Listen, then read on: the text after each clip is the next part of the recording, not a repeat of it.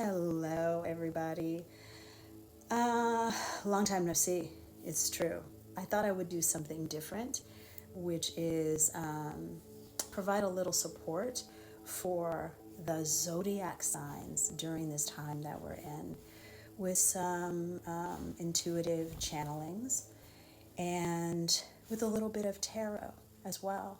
So, if you don't know me, this is the Dope Soul Journey, and I am an energy therapist who works with clients specializing in trauma.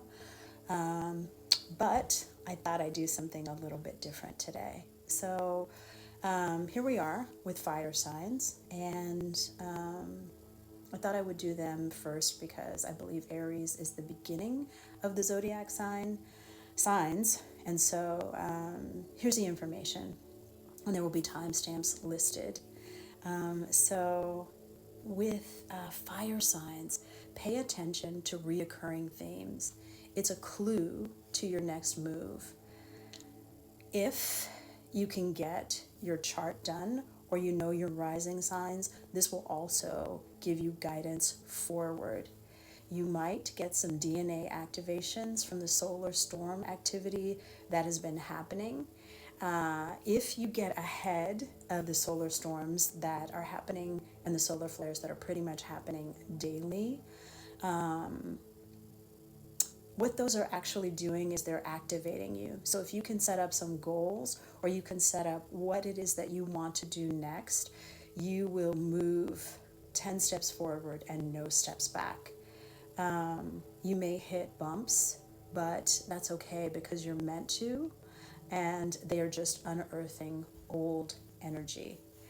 So just pay attention to what you keep hearing over and over and over again, because it is a sign of what is up ahead for you and also what you may want to take a look at. So let's do Aries, a tarot card for Aries at 234. Tell me, what does Aries most need to know? Tell me, what does Aries, oh, thank you.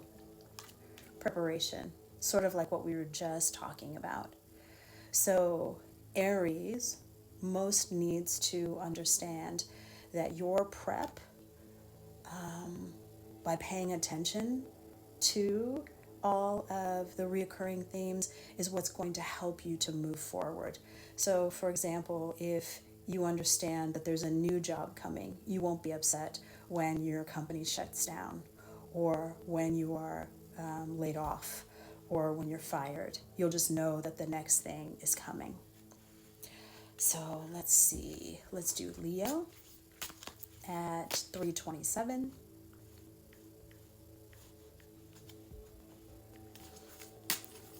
What does Leo most need to know? What does Leo most need to know? What does, oh, okay, thank you. Aloneness. So there may be periods of isolation for the Leos out there, but just be mindful if you are taken away from something that is what you're always doing, there's a bigger reason behind why you're being taken away from it. It is possibly to give you perspective so that you won't keep doing the same things over and over again and expecting a different result. It could be to remove you from lower vibrational frequencies so that you will look up and that you will expect more.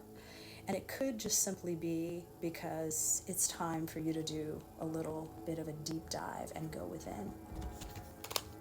And then let's do Sagittarius at 437. What does Sagittarius most need to know? What does Sagittarius most need to know? What does Sagittarius most need to know? Thank you. We got the flowering. So you are growing now. You are becoming a beautiful version of yourself, and no, this isn't it, but there is tremendous growth ahead. And what that could look like for you is lots of barriers and obstacles in your way, but they are meant for you to overcome them. They are meant for you to recognize that you are greater than that. And I don't know if any of you are ever on my live tarot card readings on TikTok, but oftentimes there is a theme of getting out of your own way, and I myself experienced that, where people started to try to block me in, and I switched back and forth from 3D to 5D, meaning that I experienced being in the experience, and I jumped out and above it to look at what I was learning. And so when I was able to disconnect myself from the 3D and move up to 5D, I could understand what it was about. So when I got back into the experience, I wasn't as upset or freaked out about it, and it dissipated.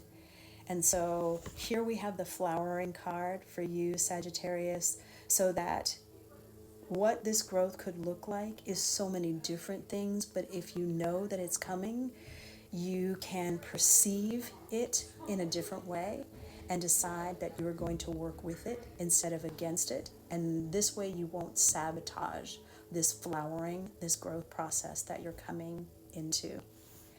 And then finally, think of a yes or no question. Is Jimbo coming back to me? Am I going to get the raise? Am I moving to Saskatchewan? Just think of a yes or no question. The answer is yes.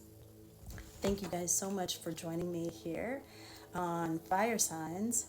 And if you like this content, will you please like, share, and subscribe? It helps the channel so much. Bye for now.